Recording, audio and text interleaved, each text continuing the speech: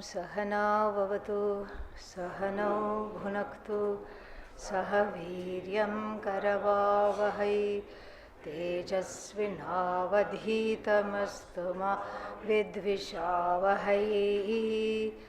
ॐ शान्ति शान्ति शान्तिः।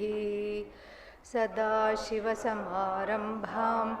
शङ्कराचार्यमध्यमाम् अस्मदाचार्यपर्यन्तां वन्दे गुरुपरम्परां। दयाकरं दयाकारं दान्तं धर्मप्रवर्तकं प्रणमामि दयानन्दं मदाचार्यवरं परम्। ॐ भद्रं कर्णेभिः शृणुयामदेवाः भद्रं पश्येमाक्षभिर्यजत्राः स्थिरैरङ्गैः स्तुष्टुवागुंसस्तनूभिः व्यशेम देवहितं यदायुः। स्वस्ति न इन्द्रो वृद्धश्रवाः पूषा विश्ववेदाः स्वस्ति नस्तार्क्ष्यो अरिष्टनेमिः स्वस्ति नो बृहस्पतिर्दधातु। ॐ शान्ति शान्ति शान्तिः। परीक्ष्य लोकान् कर्मचितान् ब्राह्मणः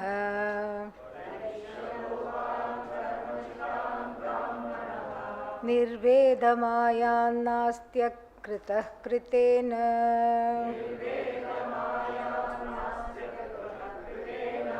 तद्विज्ञानार्थं स गुरुमेवाभिगच्छेत्।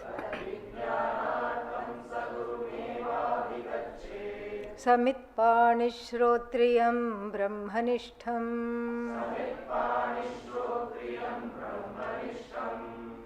As we saw yesterday, the most important mantra in the whole Upanishad is very easily this one alone, for many, many reasons. What were the reasons? Let us just recap the reasons.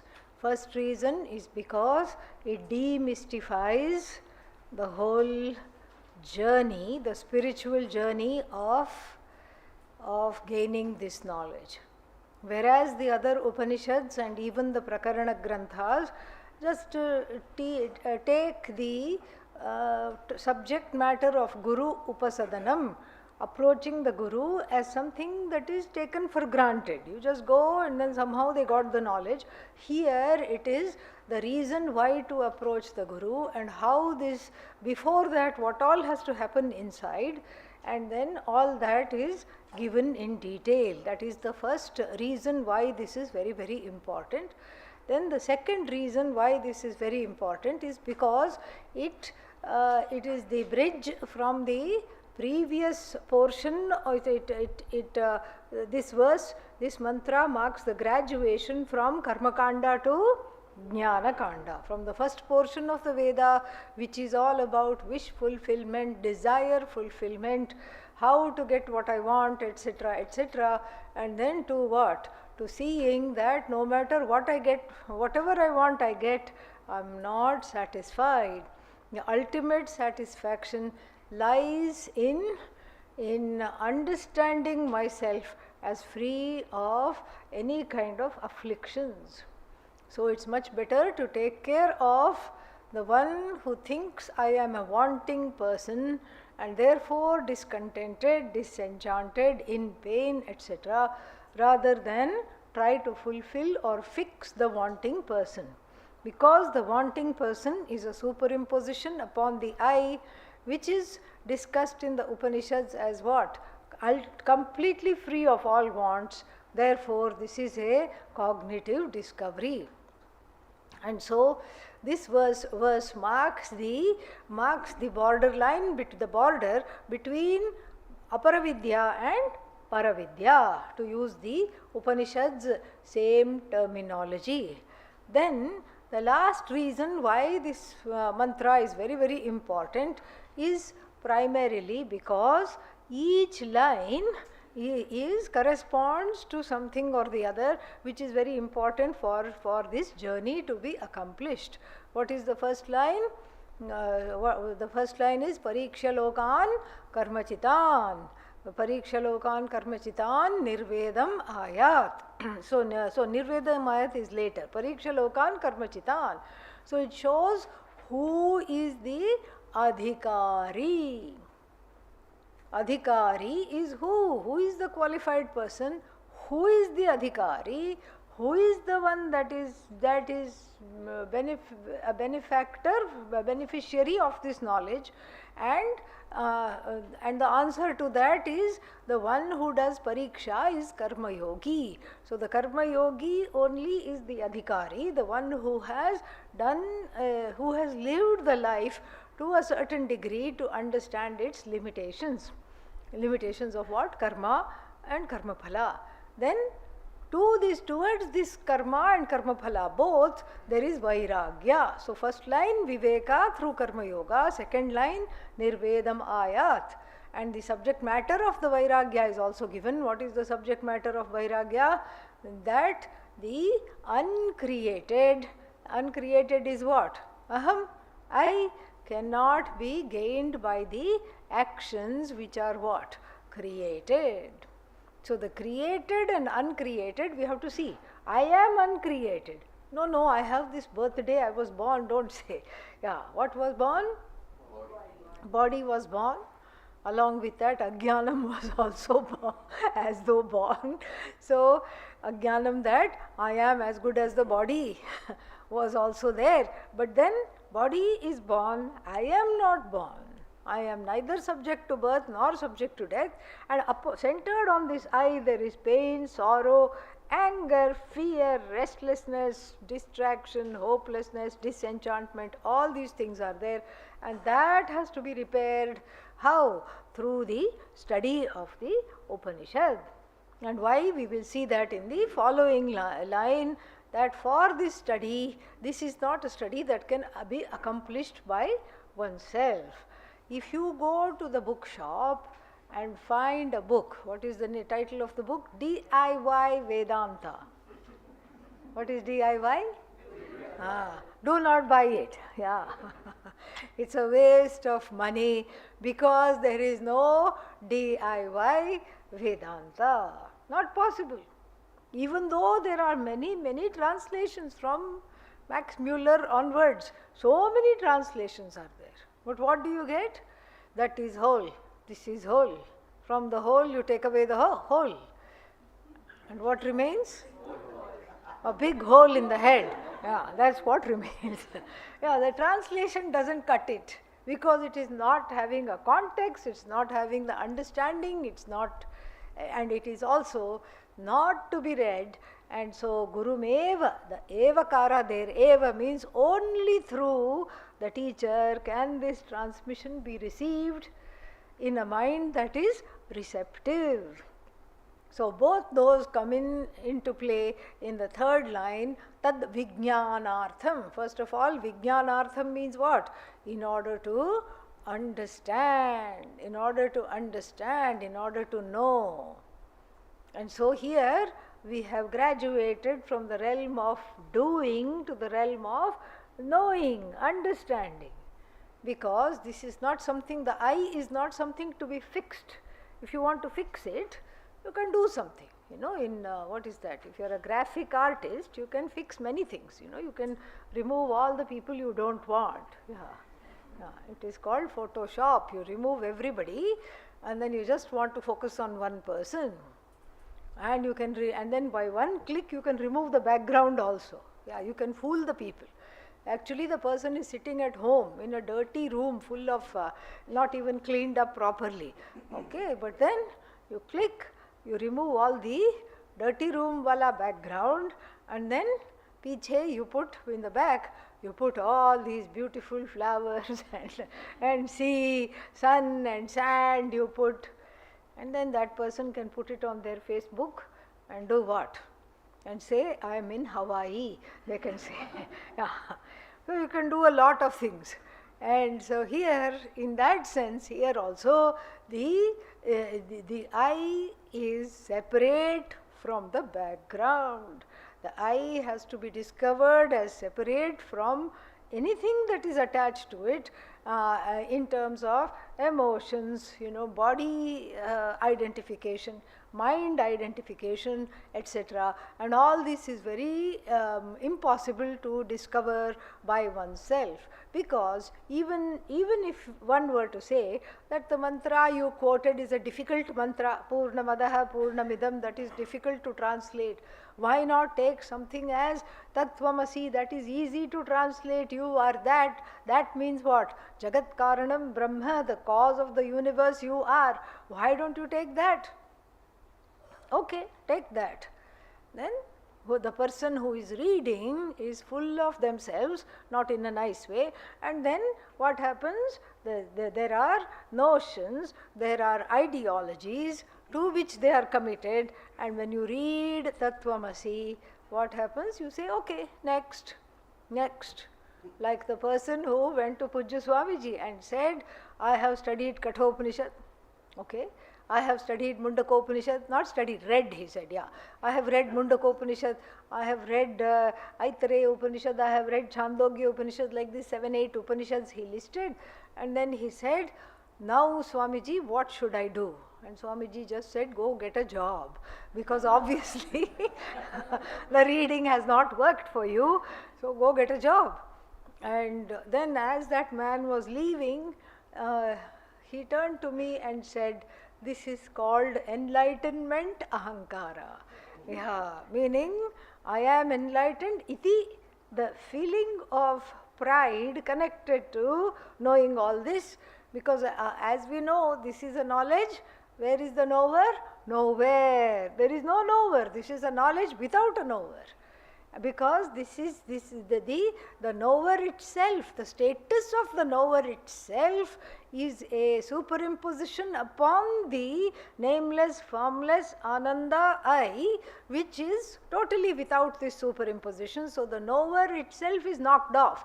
That is why, that is the crux of the difference between Paravidya and Aparavidya. In Paravidya, the knower herself, himself, the notion, I know, I am the agent of this knowledge, I have this knowledge, I am the possessor of this knowledge, I am the agent of this knowledge, no trich, I am not jnata, no matup, I am not jnanavan, no, nothing, no possessive pratyayas, no nini, matup, nothing, and neither is trich. What is trich? Agent noun, ER. In Sanskrit it is TR, in English it is ER.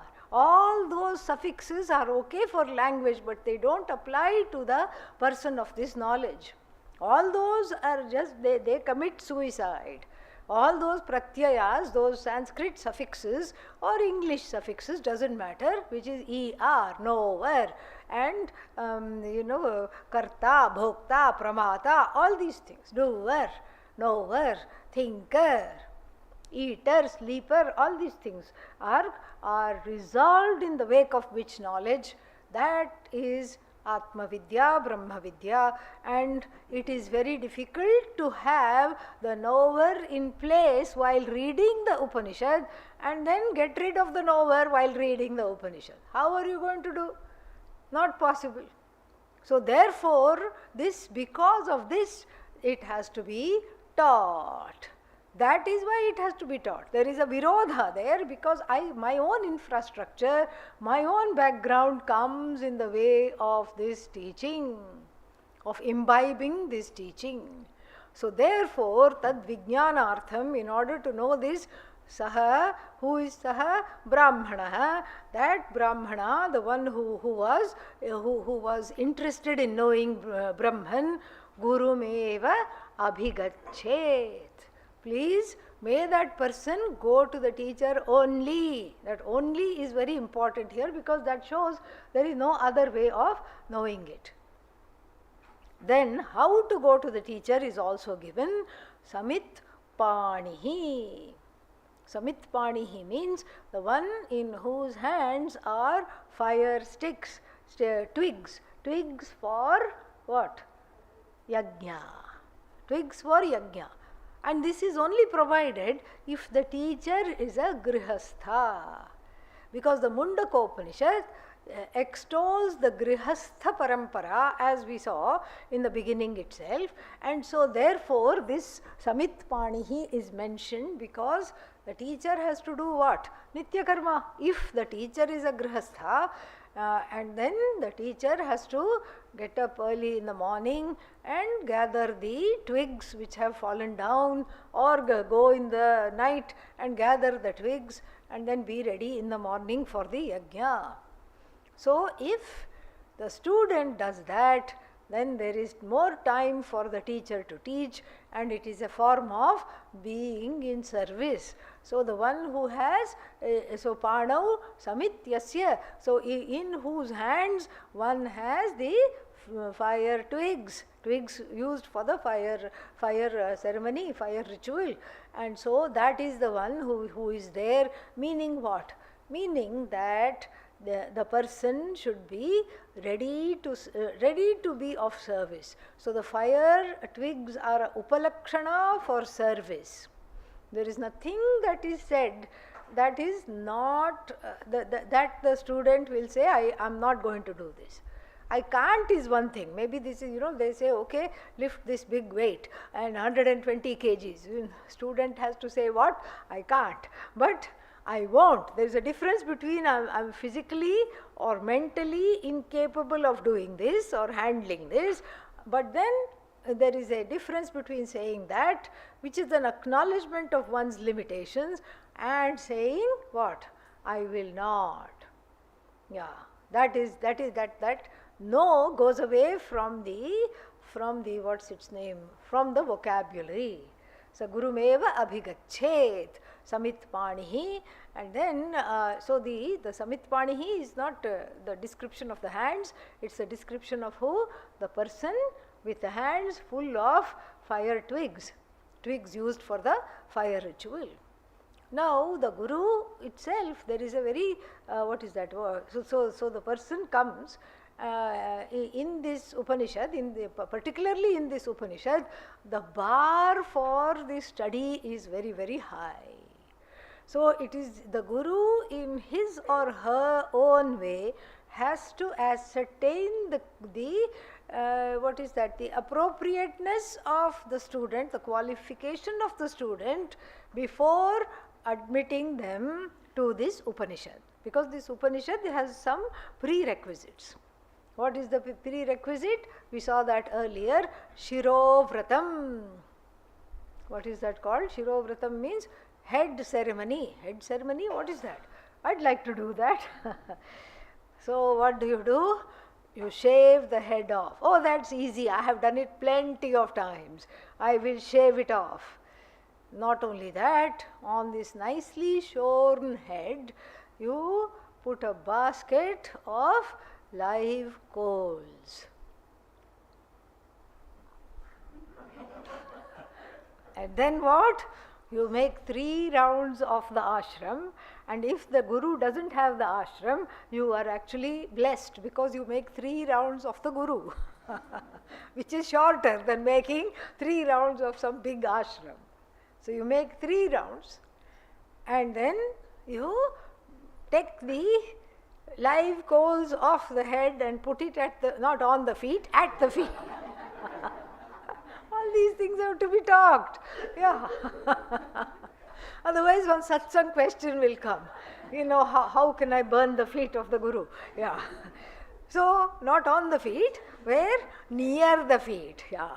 At the feet of the teacher, and then beg to be taught.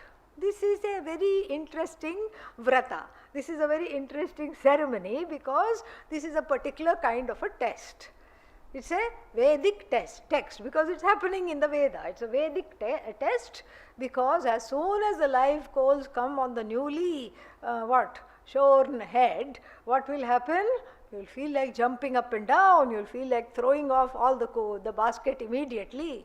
So it tests the perseverance. How perseverant is the student? It tests the Shraddha. How much Shraddha, how much receptivity for this knowledge, how much, and for this receptivity, how much respect, regard, devotion for the source of the knowledge, which is the Shastra and the Guru the student has. This is the test. And then after doing this only, the teacher will say, yes, okay. But then it is very interesting, because you see, it also shows, this particular vrata not only shows the perseverance of the students, but the urgency for this knowledge. That I want it now, I have to have it now, there is no other time than now. That I have to get this, I'm not going to sit idly by and leave this chance to slip between my fingers. Just like if you have a head full of live coals you are carrying, and then what is the, forget the ashram and the vrata, let's say you find your hair on fire, not even the basket, your hair is on fire. What is it that you want to immediately do? Find a body of water. Even a ditch water will do. You will not say, oh, this is dirty water and my nice head, how can I dip my nice head into this? Doesn't matter, you just look for the body of water, and you want to hear that shh sound when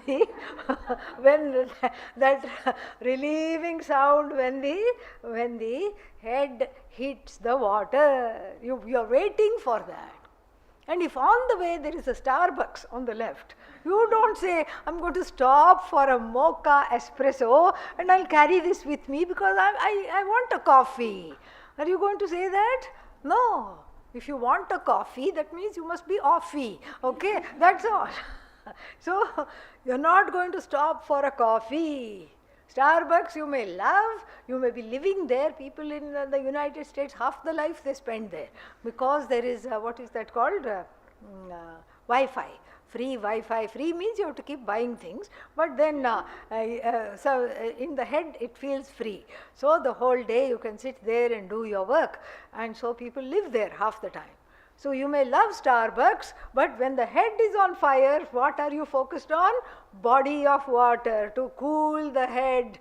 And then here on the left is Starbucks, on the right is your favorite Italian restaurant. You are not going to look to the left or the right. You are just straight headed for what? Gangaji. That's where you are headed. Similarly, here also, the head vrata here, Shiro vratam means what? The urgency of this jijnasa, the knowledge that has to be attained when? Now. Because if it's not done now, it will never be done. This is the time, this is the place. Once when one is convinced, then all the other things are dropped. All other concerns, all other preoccupations, all other karmas, all other whatever one has to do is dropped in the wake of this. So we have to take it as upalakshana. The head on fire is samsara. The live coals are samsara, and the person dancing, the dancing brahmachari is under the affliction of samsara. But to show that I am ready to give up this affliction, does this vrata, and then what happens? And then in my example, in the Upanishad example, the Shiro vrata ends when you put the coals on the floor. The Shiro vrata ends, and the teacher accepts you as the student. So here in my example, the water is the Upanishad, handled by the teacher.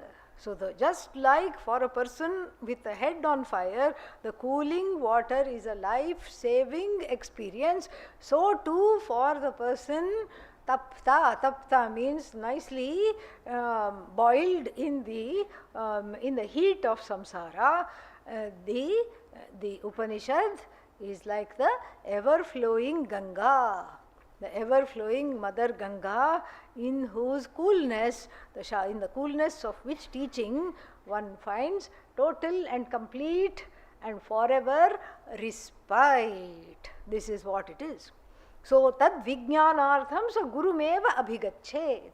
Why Guru Meva? Because we'll talk about that in a minute, but then this was the ancient test. Now there are some more modern tests that are there. If you go to traditional ashrams, there are some modern tests. And then what is one modern test, very favorite test of Kailas ashram, which is this side somewhere, and then you'll see that, and then there you go, there is just no negotiation at all. You can't say, can I do it only once? No. You have to do it 3 times. Do what 3 times? So some traditional ashrams in the past, I don't know if they do it now, brahmachari would come and say, I really want to study, I want this knowledge. Yeah, I'll teach you. But you see, our Shankar Bhagavan here is kind of thirsty. You have to do some toshanam, you have to do some propitiation. Yes, Maharaj, how? Well, he wants Rameshwaram water. Where is Rameshwaram? Southern tip of India, okay? He wants Rameshwaram water, he wants to bathe in Rameshwaram water. Okay, I'll book my flights just now. No flight. Padayatra. Padayatra means what? Foot. By foot you go and come back. And then you take, and also Rameshwara is also, Shiva is there. You can't go empty handed. You take Ganga water from here and go bathe that, and then bring Rameshwaram sea water from here and bathe our temple linga.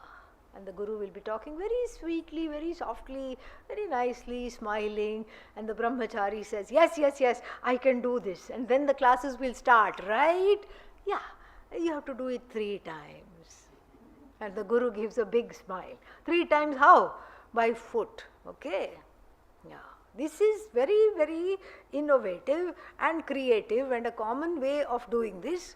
Because if this is the way the teachers save themselves by not having the person who is not an adhikari. Because what will happen, you can think of all kinds of scenarios, and you should listen to Pujya Swamiji telling this story. It used to be so entertaining, we would all be on the floor laughing, really. I mean, I know you're already on the floor, but still, we would so we would just be laughing helplessly. I am not even going to do a pale mimicry of it, but I'll just tell you what he would say. He would give one scenario. So the eager beaver brahmachari goes to the Ganga to fill up his, what is that called? Pot. To fill up his pot.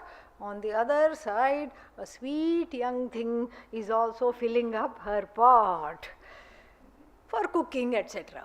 And then seeing all the way there, then what happens?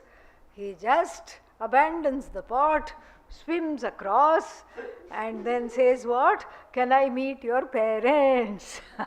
Do you come here often? First he has to find out, are you also a brahmacharini? Are you also feeling to go to Rameshwaram? She says, no, I'm just using this for cooking. Okay, can I meet your parents? Can I just propose for marriage? And then marriage happens. And then what happens? And then 3 children are born. And then when the first child is born, there is a wistfulness. It is named Isha. After the Isha Upanishad, he could not study. Second child, Kena. Third child, Mundak, boy. Okay, yeah. So, Mundaka. So this is one scenario Pujya Swamiji would describe. And then the second scenario is what? Brahmachari is going very nicely. He's finished 1 trip. Very good. He's on his 2nd trip.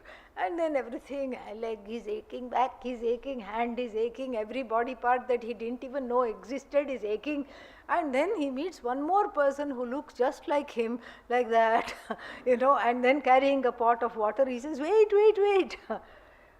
You are also going to ashram? You are coming from ashram? Yes. This is also your 2nd trip? Yes. Come on, let's walk together so that all our cares we put aside and we walk together so that we don't get tired and bored. And I will lift your pot sometimes, you can lift your pot sometimes, you can lift my pot sometimes. And so saying, they go And then they fall into a conversation. What were you doing before this? Naturally, the question will come. Oh, I was helping my father in business. And you? Oh, I was also doing the same thing. Oh my God. And then before they come back, they decide to get into business together. Teacher is not sad. Teacher is not looking out. Where did they go? No. So this way, the Guru meva abhigachet. If one doesn't understand, then one has to understand. And how we will see very quickly after doing the last line, Samitpanihi, and the qualifications of the Guru are given. What are the qualifications of the Guru? Two qualifications are given. One is Shrotriya. You don't say Shrotriyam, Shrotriyaha, Shrotriya, Shrotriya. Shrotriya means what? The one who has come from a sound lineage. Not a lineage that makes sound, okay? Yeah. Sound lineage means a lineage that does not distort the meaning of the Upanishads. That is what is called a sound lineage. What you see is what you get. There is no distortion, because especially if you know the Sanskrit language, you can do many funny things. Upadekshanti te jnanam jnaninas tattvadarshinaha. 34th verse of the 4th chapter in the Bhagavad Gita. There it says, if you go with this kind of an attitude that we have talked about, with receptivity, with Shraddha, there is no way that the teacher will not teach you. Upadekshanti eva. Upadekshanti te jnanam. And then if you want to look into something extra, what will you say? There is a missing a. How is there a missing a? Because the person just studied the sutra, engaf padanta dati, just fresh off the Sanskrit class. They thought, when a is followed by a, it drops. So therefore, if that rule applies here, there is no reason for that rule to apply. But if that rule applies here, what would it be? Upadekshanti te ajnanam. They will teach you ajnanam. Come again? What? The teachers will teach you what? Ajnanam. What did you go for? Jnanam. And what did you already have? Ajnanam. Does ajnanam need to be taught? No. But this they don't think. They just they are committed to this. So they say, Upadekshanti te ajnanam. Wherever the a is not there, they put, like even Tat Sat, Sa Atma Tattvamasi Shvetaketu. Here, not a complicated sandhi, a simple sandhi, dirgha sandhi. Atma plus Tattvamasi, that's all. In the olden days, they never separated the words. They were all written together. Even this avagraha is a new concept. It was not there before. Relatively new. So, this elision marked by a S-shaped character is called avagraha. So, that is all new. It was not there in classical ancient Sanskrit. So, then there also you say, aha, Tattvamasi is not possible. Tattvamasi cannot be possible. How can I be Ishvara? No, that is not possible. So, therefore what? Atattvamasi. So, Atma Atattvamasi. A plus A is what? Open your mouth, it doesn't take long. Yeah. A plus A. Again, same thing. So here there is a sandhi, the a is hidden. They will teach you that you are not Bhagavan. Do you already know that you are not Bhagavan? Yes? That is our capital. So why go to a Gurukula to find out that you are not Bhagavan?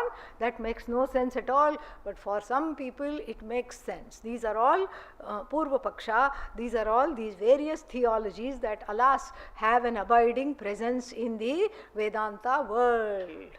So therefore find out the lineage of the teacher. People nowadays Google the name of the teacher, forget the teacher. Find out who the teacher's teacher was. Google the teacher. Don't Google the person. Google the teacher's teacher. And there you will see the lineage and there you will see that, that this is what is the understanding. And then all our parameters to go after a teacher who is what? Has a lot of following. That should drop. That should drop. How many students do we see around Adi Shankara? Exactly, yes. Even though he was revered by tens and thousands of people, the serious students studying with him, we always see 4. And so, therefore, this is not about having a following. If that teacher's prarabdha is there, there will be a following. If the teacher's karma is there, there will be a following. This doesn't have anything to do with what the teacher knows. And so that doesn't mean if the teacher has a big following, they don't know. That also it doesn't mean that. But the following cannot be a standard for the way in which the knowledge has been internalized. So all the external accoutrements, following, how many people are there, and how many books they may have written. Swami Taranandaji did not write a single book, okay, but very much revered. And so like this, how many books have they written, and how many things have they accomplished? Because the standards of understanding a teacher of Brahma Vidya are very, very different. In fact, until you yourself are a Brahmajnani, you cannot judge if anybody else is a Brahmajnani or not. But you can guess or you can understand if they are a Shrotriya by doing the homework, by finding who their teacher is and what did they teach, what did the teacher teach. Then we have a sound lineage, and even if, because it is not cult based, it is not based on a single person, it is based on the transmission of the parampara, doesn't matter even if one person in the middle was what? A bad apple. Supposing, and because this question comes, what if you see, you go to Sringeri Matha, there will be the names of everybody. Each and every acharya is there, OMG, and their relative reign of as the pontiff. Amazing it is. So some of them we don't even know who they were. There is no information about them at all. And some of the names they keep recycling, so there will be 3 Bharati Tirthas and so many things, and so you don't even know who they are. But they were there, and supposing one of them was not a, let's say, I mean that's not possible even, but for the sake of argument, if one of them did not teach properly or was not a good person, etc., the lineage is still intact. Why? Because it's not based on that person. It's not based on the person. No, but what if the person teaches wrong? The teaching will not survive. The power of the teaching such that the person herself will go away from the lineage. The lineage he will not even brook that person.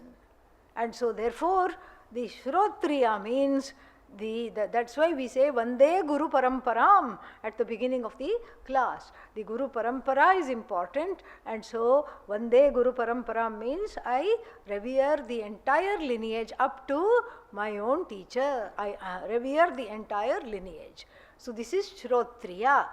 If you study from a Shrotriya, you are safe.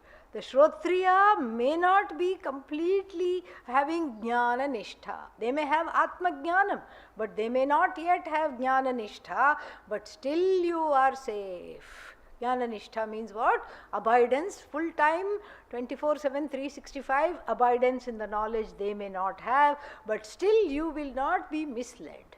Shrotriya will never mislead you. You are safe. They may say, the Upanishad says you are Anandaha. The Upanishad says I am also Ananda. They may say like that. Because it's still third person, Upanishad says, not you are Ananda directly. But still it is safe, you will not be misled. This is the first qualification of the teacher. The second qualification of the teacher is what? Brahmanishtha. Brahmani nishtha yasya saha. So the one for whom the commitment is Brahman alone. How are you going to find out? You can drill a little hole and look inside. What are you thinking of? Not possible. Are you thinking of Brahman? Are you thinking of what? Yeah, chocolate cake, hard to see, hard to tell. But that is why if you are a Brahmajnani, you will know the other person as a Brahmajnani. If you yourself are wanting to have Brahmajnanam, you cannot tell. Therefore, in terms of looking for the appropriate teacher, then Shrotriya is the best. Shrotriyatvam has to be the only criteria for the person who doesn't know. Because all other criteria, what the person looks like, what do they like to eat, where do they go, how are they dressed, and then do they look distracted, do they look forgetful, all this should not be the criteria. How they handle the pramana, and did they receive the knowledge from their teacher, and are they giving it exactly how they received it, that is the criterion. The sole criterion is Shrotriyatvam. And to illustrate this, the Upanishad herself says in the Bhrigu of the Taittiriya Upanishad, Adhihi Bhagavo Brahma. Adhihi. Adhihi is translated by Adi Shankara as Madartham Smara. For my sake, please remember. Not just the knowledge, but remember how your teacher taught you, how you were when you went to the teacher. This is very wonderful, because the teacher did not drop from the sky, thank God. The teacher had the same struggles as you are having. And therefore the teacher becomes a trustworthy source of the knowledge, because they have undergone those tribulations that you are undergoing now. They have come out of that tribulation as a result of this knowledge, and then they are ready to show you that marga. And just like in the Viveka Chudamani, this is beautifully described. The student says, Durvara samsara davagni taptam. For me, who is baked by the hot winds of samsara, and Papa afflicted by the bad fire of Papa. So samsara is like a Agni, and its offshoot is what? Hot wind of Papa. That's what, if you stand near the fire, you get that hot wind. That is what it is. Dodhuyamanam, intensively and repeatedly shaken up, duradrishta vataihi, by the repeated the phala of bad karma I am getting. And then what else? And then Twadanyam sharanam aham na jane. I don't have any other recourse other than you. This has to be understood. There is no other way. Because I have tried everything and failed miserably. This is not because I am disenchanted, but because I have tried everything and failed to solve this issue of being subject totally to sorrow and fear. So please cross me.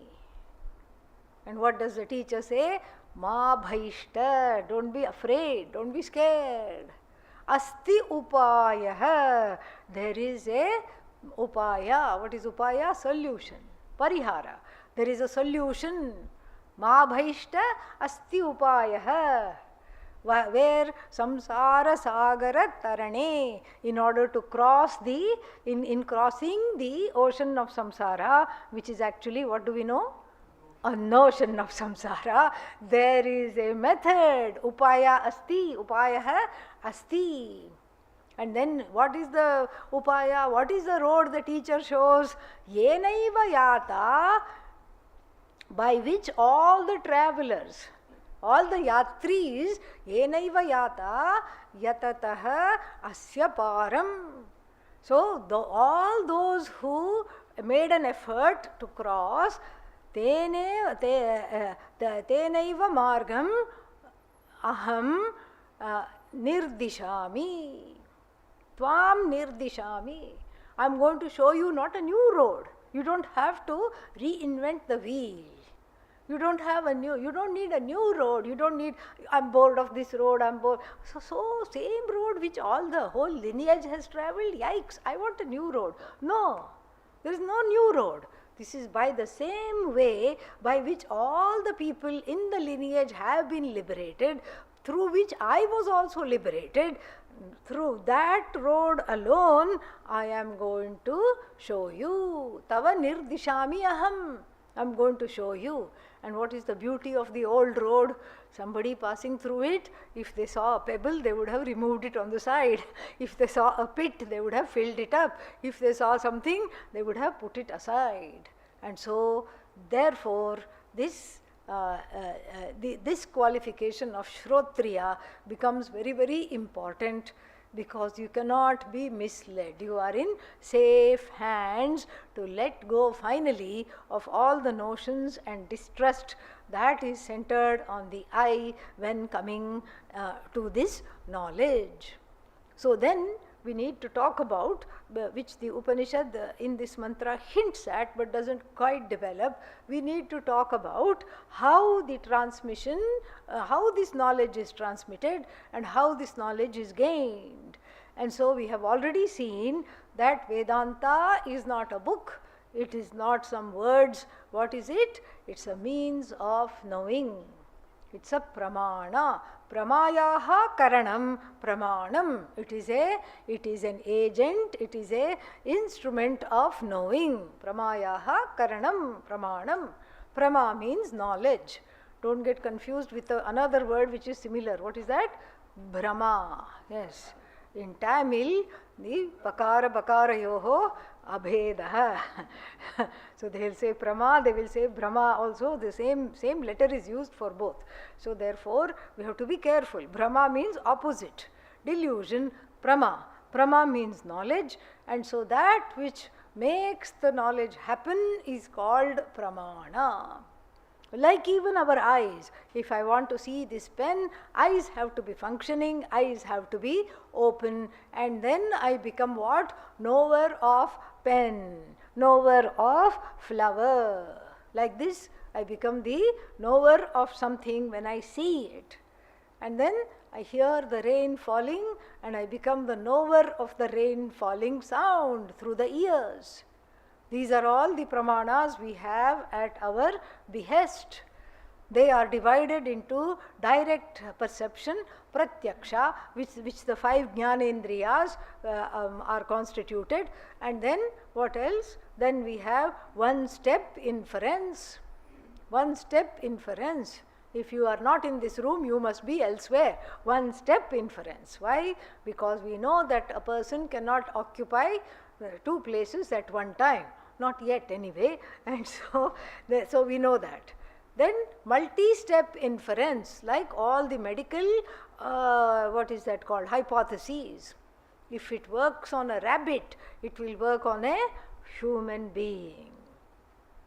And of course, 1 in a million will get a head tumor. But let's not talk about that. This is how they will present.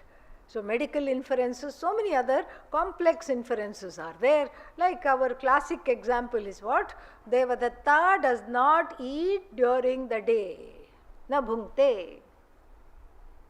Ahani does not eat during the day.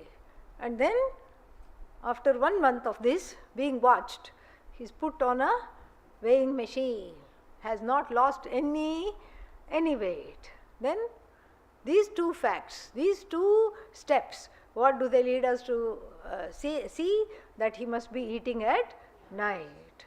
So like this is 1 step inference, anumana, and then another step inference. What is that? Arthapatti, anyatha upapattau. No other way is possible. And then we have similarity. You can compare the marigold flower to another one which is called chrysanthemum, different color but similar kind of smell, similar kind of flower structure. But then if you don't know chrysanthemums, you know marigold, you can find out what the chrysanthemum is like when you encounter it. And then that is called what? What you had for breakfast? No, upama, yes. And then Then we have what else? What else is left out? Anupalabdhihi, the cognition of absence. So if I were to say, go like this and then say, is there a flower in the palm of my hand? No, there is no flower in the palm of my hand. Why? We don't say because you have hidden it here. That is the truth. I have hidden it here, but that is not the reason. Because what you see by pratyaksha is what? The palm, and then what you see inside the head is what? The flower, and that flower which you see inside the head is not here. The cognition of absence. For the cognition of absence to operate, there has to be what? There has to be two questions it has to answer. What is absent? And then where from it is absent. What is absent you have to know, and from where it is absent you have to know. Then only you can operate this. It's not absolute absence. There is no absolute absence, because if I say the whole world is zero, what is the status of me who is saying the zero? Am I here or not? No. Only if you are a hero you can say what there is zero. Otherwise you are not. If you are also not there, you cannot cognize absence. So then these 5 means of knowledge are what I operate. In my hands they are. So there is a great fondness for these means of knowledge in my heart, because I operate them. I am in charge. I am jnata, manta, pramata. And I am the one who is making decisions. I am the one who is deciding what to believe in, what to know, what to not believe in. In other words, I am the operator of these pramanas. I means the ahankara, the I notion, the ahankara, the ego which is at the helm of the body, mind, sense complex. That is the one operating these pramanas. When it comes to Vedanta, the whole thing changes.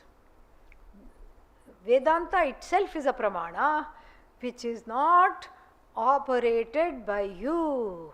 It is operated by the teacher. You see how teacher-centric it has become now? You cannot operate this means of knowledge because kartru karma virodhat, because your own infrastructure comes in the way. So it has to be operated for you by the teacher. It has to be operated. First of all, the pramana resides where? In the Vedanta, in the Upanishad. The Upanishad is a pramana when it is operated by the teacher. Like sometimes you enter into a lift and then you can yourself press the button, I want to go to 3rd floor, you go. And then no, I want to come down, you come down. In certain other lifts, you cannot go near the controls. There will be one operator. They will say which floor and they will press the floor for you. So the Upanishad is like that. The Upanishad is like that, where you cannot operate the means of knowledge because the infrastructure for which you are, the infrastructure itself is flawed because of finitude. Because the 5 means of knowledge which you handle can only be what? Can only be used for finite objects, not for the infinite.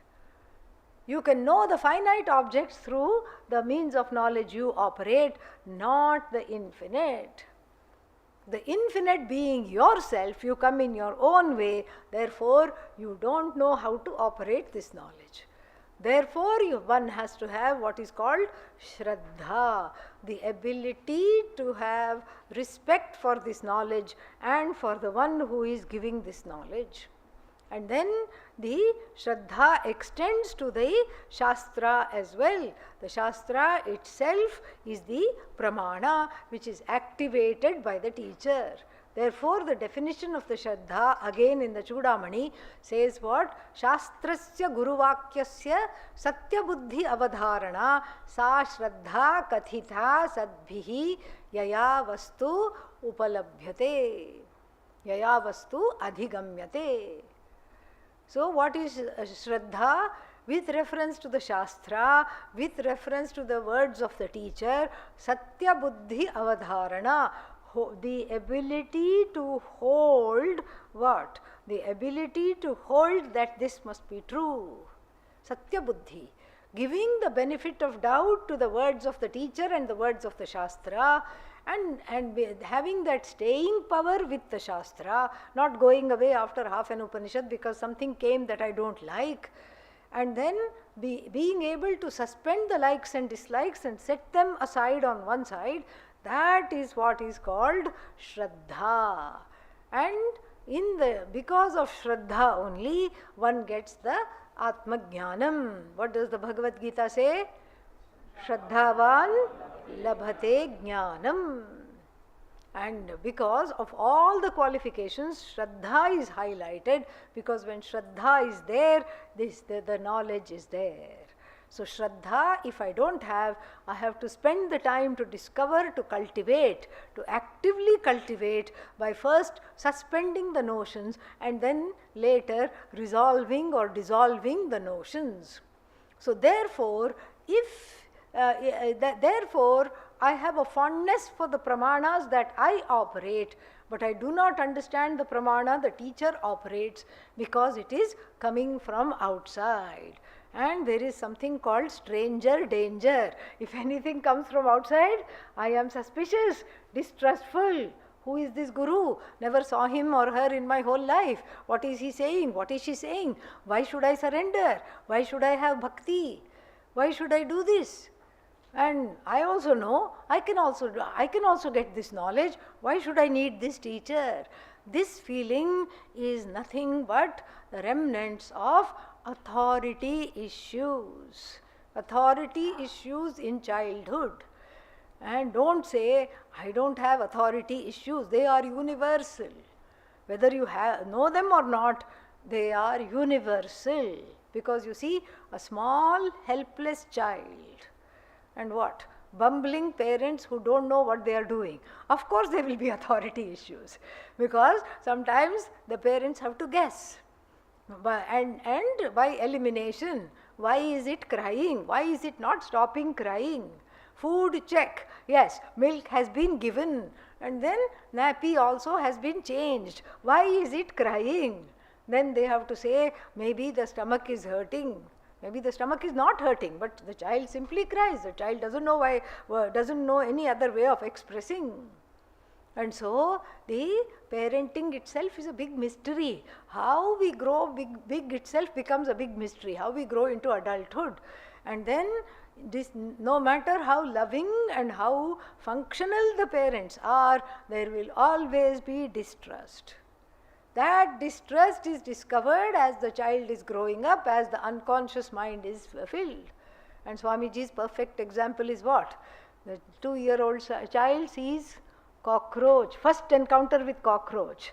It goes and catches hold of mother's dress. And what does the mother do? Leaves the child right there and climbs on the dining table. There is a loss of, oh my God, this being is supposed to protect me. And what is she doing? Saving herself. And the child calls out to the father. The father doesn't even come into the room. From there he says, everything will be all right. You are bigger than it. It cannot do anything. Hardly an explanation. So like this, there is always authority issues. And those authority issues have to be resolved by the authority issues centered on discovering the fallibility of the parents have to be resolved by discovering the infallible as Ishvara, mother and father of the universe. That is where I take these authority issues. That is where I resolve these authority issues through prayer, through emotional connection with Ishvara, bhakti, etc. And then I will be able to see the Guru and the Shastra as not something that is out to hurt me, not something that is out to have power over me. And then only the knowledge can take place. So that Shraddha, etc. is totally taught here. Very beautiful Bhashya also is about to come. We'll see tomorrow. Om Purnamadah Purnamidam Purnat Purnamudachyate Purnasya Purnamadaya Purnamevavashishyate. Om Shanti Shanti Shanti. Harihi Om Shri